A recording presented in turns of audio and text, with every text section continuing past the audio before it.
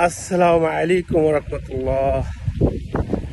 আশা করি আল্লাহর মধ্যে সবাই ভালো আছেন, আমিও ভালো আছি আলহামদুলিল্লাহ। নীল আকাশের নিচে অবাক এই পৃথিবীতে আমাদের জেলখানা চরের রাস্তা দেখতে অনেক সুন্দর, মাশাআল্লাহ। দেখেন উপরের পরিবেশটা, দুই সাইডে দেয়া গাছ, একটা শ্যামা দিছে, খুবই ভালো লাগে। যত রৌদ্রই থাকুক না কেন এখানে বাতাস লাগে শরীরে, অনেক এসির মতো বাতাস, শরীরটা মন খুবই ভালো লাগে, তাই না?